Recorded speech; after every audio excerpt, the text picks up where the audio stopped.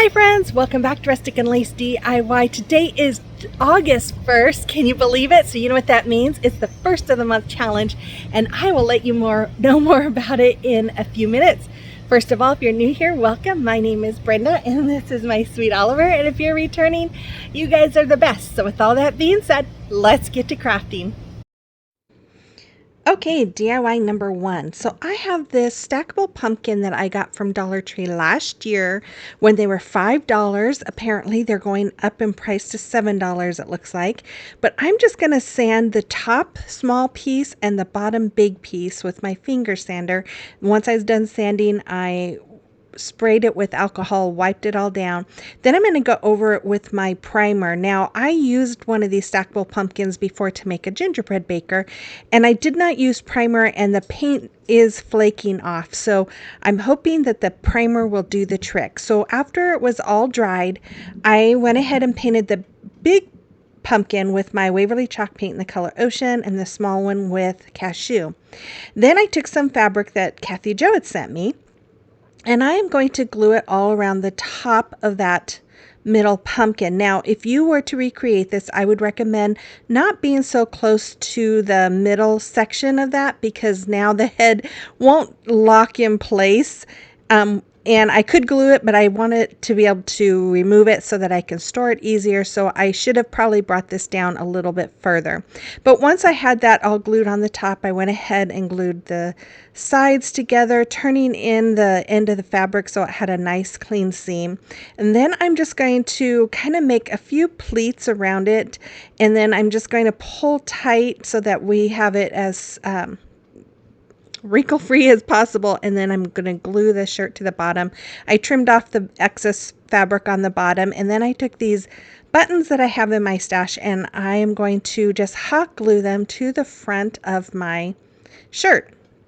Then I took some more of that fabric and some burlap, and I'm just going to cut them down to small pieces and glue them together to make some little patches, and then I will glue them to the big pumpkin. This is the bottom part of my scarecrow, in case you didn't realize that's what we're making.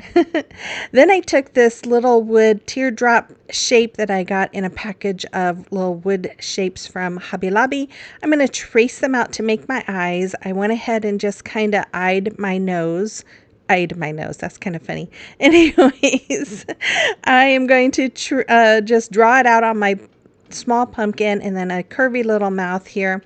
Then I took my black paint marker. I'm going to trace around the eyes, the nose, the mouth, and then I'm going to also color, I'm going to color, do half of the eye, the top part of the eye, with my black marker, and I'm just going to color that in on both of them, as you can see there. And then I'm going to take my white marker and I'm going to paint in the bottom part of the eyes. And then after that, I am going to take that white marker and make some little dots on his eyes. I decided I wanted the dots to look a little longer, so I just made them a little longer, and then I just made some teeny little dots underneath them. And then after that, I took my Posca paint marker in the color orange, and I'm going to color in the nose. And I did use my black marker to make some little stitch lines all around the nose. I did that also on the mouth. Then I took my hot glue and some burlap, and this, I should have done something a little different, but I'm going to glue this around the head. I should have added some raffia first and then did this part. But once I had that glued all the way around, I filled it with some batting or fiber fill, and I'm going to take some twine. I'm going to just tie the twine around the top part and just tie it in a knot. I took some raffia. I'm going to tie some long raffia around it. I bunched it all up. I'm going to just tie that to hold it together. Then I'm going to fold it in half and glue the end piece, and then just going to stick it right inside the middle of my little hat that I made, which is kind of a funny looking hat if you ask me. But anyways, I'm going to take some of that fabric and go around the end of it too, just to give it some more, I don't know, something special, I guess. Whatever. Then I went ahead and took some raffia and glued them around the top part of the body. Again, I would have brought that down farther so that it would, the head would screw on better.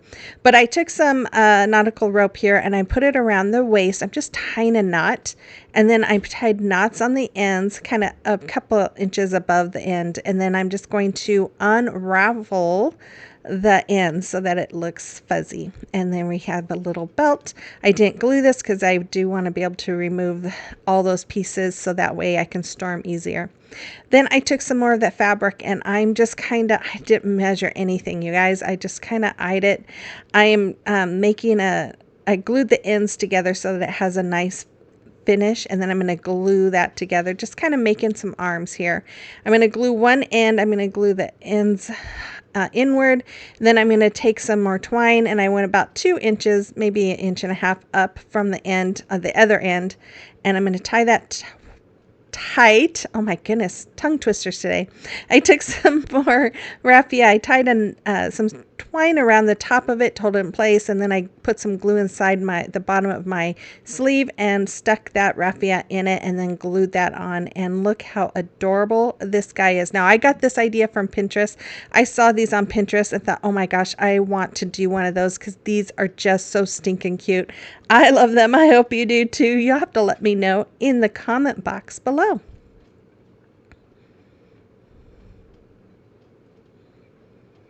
Okay, today is the first of the month, and it's the first of the month challenge, and this month's theme is fall. I host this every month with my friend Krista from Krista's Crafty Life, and she is amazing. Make sure you check out her channel as well as the playlist. I'll have links to both in my description box below. Okay, DIY number 2. So I have this round that I got last year at 75% off after fall, and I am going to remove the hanger from it, and then I'm going to use my metallic rich espresso paint. I love this paint. It is so beautiful. And I'm going to paint the middle. I'm going to paint all of the non-raised areas. And I will tell you, it did take a while to get this painted, but I think it came out really pretty. So I'm just going to use a bigger brush first to get the bigger areas. And then I will go down to a small brush to paint inside of all of those leaves and the pumpkins and everything. And this is what took forever, is just trying to get that. And I was trying not to get the raised areas, but of course I, would get some paint on the raised areas. So you'll see what I do in a little bit to cover that up. And as I was doing this, I wasn't quite sure what color I wanted to do this. I thought about maybe doing different colors, and then I decided to just go with black. So I'm painting it all black, and my husband says, no, it needs something shinier. I wish I would have kept it black because I just think it looks stunning like this. But I decided, since he said it needed some shine to it, to take my gold gilding wax, and you can get this off of Amazon. I got mine from Chalk Couture, but I'm just using my finger to go all along the leaves, the pumpkins, the acorns, all of that stuff. Now, when I did this, I first thought, oh, I'm just going to do a light touch, but then I did not like it. It looked too busy, so I went in and just put more of a thicker coating of this gold. You could still see the black shine through, but it was a thicker coating, and I thought that looked much better. But I'm just going to use my finger. I'm going to do this to all of those areas, and then I went back with my rich espresso and touched up all the areas that had that black paint on it. Then I'm going to take this wall decal from Dollar Tree. I'm going to remove it. I was cleaning out my craft room the other day, and I found this. I'm like, I didn't even know I had this. So I thought, I'm going to keep this up front so that I remember to use this for fall. And I thought I might as well do it now. So I'm just going to take this and lay it on the front of my sign here. Now, if you want to recreate this, I would recommend maybe doing some Mod Podge down first. I probably should have done that, and then lay this on just so that it has a little more of a permanent hold. I know the adhesive that they use is not that sticky, and of course I'm sure it's because it's supposed to be removable. Excuse me. So I would just Mod Podge it and then add some more to the top when you're done. But I'm just going to add this on, and then I'm going to take some ribbon here. I thought I had more fall ribbon. I have to do a little deeper dive in my fall totes, unless I think I might have a fall tote that they didn't bring down. But I couldn't find any of my fall ribbons. So I just took what I had in my stash here, and I am going to make a triple layer bow doing the awareness ribbon, scrunching them up in the middle and putting them on top of each other, doing the smaller ribbon on the top. I figured all these colors, I wanted something a little bright to go with it. And I figured, the black and the gold and the tan colors would be perfect for this. And I really do like how this turned out. Even though I think it would have been better if it was all black, I still think it turned out very pretty. So I'm going to just tie my twine around the middle to hold it all in place. And then I'm going to trim off the ends of that twine, and then I'm going to dovetail each one of those tails on the ribbon, and you dovetail by folding in half and cutting at an angle. And then I'm just going to hot glue it in place on the top part of my sign. Then I did take my stapler and kind of staple in where the frame part was. And then I took my crocodile and made a couple hanger holes, and I'm going to take some twine to make a hanger. It did kind of break my sign there a little bit. Yeah, I couldn't believe that. Anyways, so I'm just going to tie knots on the back of that, and then we have a hanger. Some of my staples did come through, so I just add a little bit of hot glue on the ends of them, so that way it doesn't scratch up any paint or poke anybody's fingers. But that's all I did for this one, and I think it came out really pretty.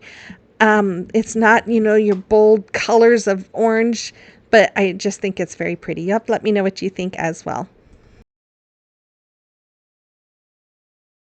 Okay, I am back from my vacation. I had such a wonderful time with my son and my daughter and my grandkids. It was amazing. I didn't get to see one of them, which made me really sad, but I love him. He knows it. And yeah, I am just happy I got to see the ones that I got to see. One of my grandsons is like a giant. He's 15 and I think he's 6 foot now. He's huge. I couldn't believe it. But anyways, we are back and it is the 1st of August, which means we are starting all of our fall DIYs, which I cannot get over.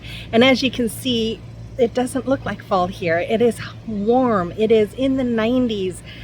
Yeah, and I am roasting, but I have to tell you guys, when I went to Oregon, I packed for Oklahoma, forgetting that Oregon's warm temperatures are nothing like our warm temperatures, and I literally froze to death. I ended up having to go on Amazon and order me some warmer clothes to send me because I didn't have any. But anyways, it was a great time, and we are excited to be home, and I am rested up. I've been cleaning my craft room the last few days, trying to get all ready for fall DIYs, and Oliver wants down to go play.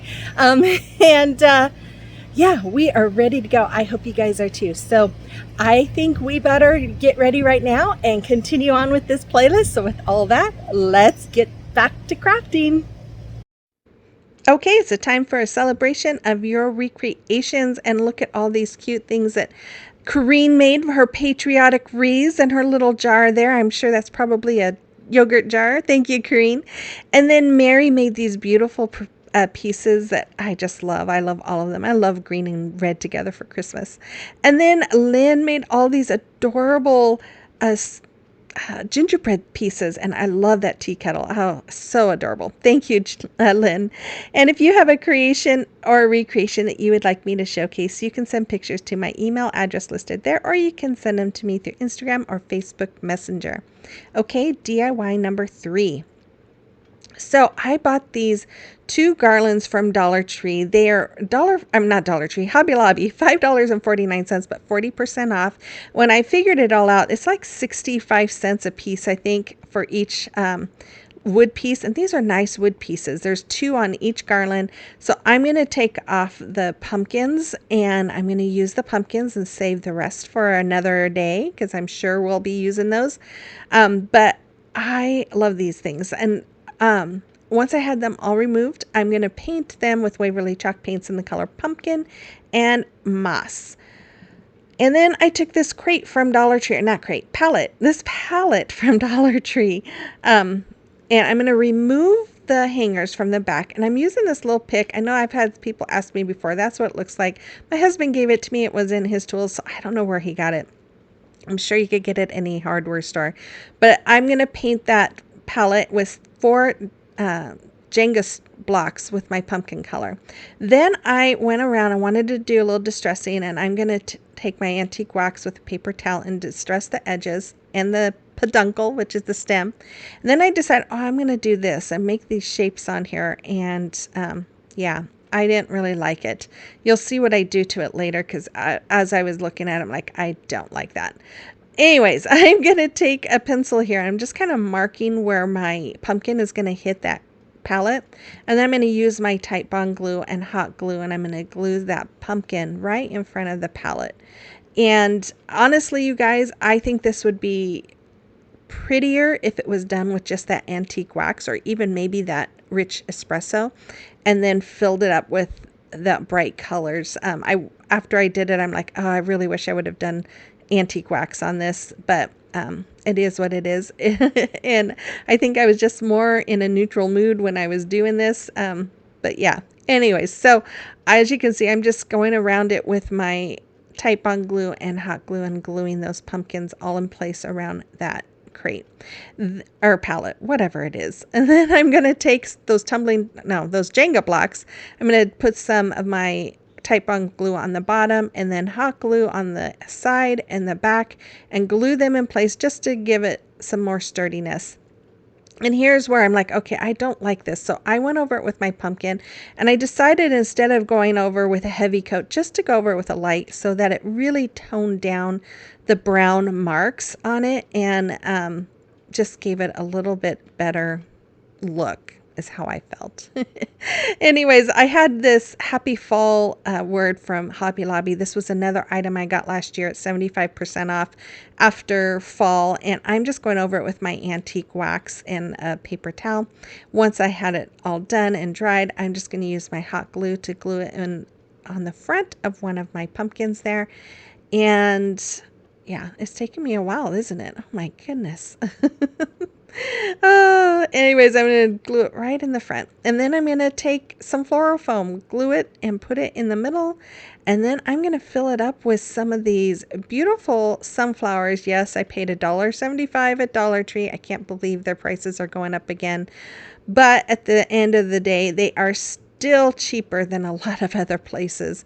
But I'm just going to add 3 of these sunflowers to the floral foam. Then I took these beautiful flowers that I got from Walmart. They're daisies. I just got them, and I just thought they were beautiful colors. So I'm just gonna add them to the floral foam as well and fill up that little box with them. Then I had this eucalyptus bush from Walmart too, and I decided to cut them down and add some of them to that as well. And then I decided I'm going to do a finger bow. So I'm going to take some twine. I'm going to wrap my fingers. Here I'm trying to decide, do I want to do a double finger bow or a triple finger bow? And I went with the triple. So I wrapped my fingers 3 times. I'm going to cut a long tail here. I'm going to take that tail and come wrap it around those the twine in between my fingers, come up around again, and then pull really tightly to create that knot and hold it in place. Then I just defuzzed it with my lighter here. You just want to be careful when you do this not to have it on the twine too long, because it will burn a hole in it or burn it apart. Ask me how I know. Then I trimmed off the legs and glued that in place, and there it is. I think it came out really cute. It'd be cute if you had little feet on the bottom of it as well, but anyways, I only have 3 projects for you today. It's been taking me a while to get going, but here is your final reveal. I hope you enjoyed today's video. I will be back again hopefully on Sunday. If I can't get my stuff together, it will be Monday. So if you don't see a video Sunday night, you'll see it on Monday night. So stay tuned for that.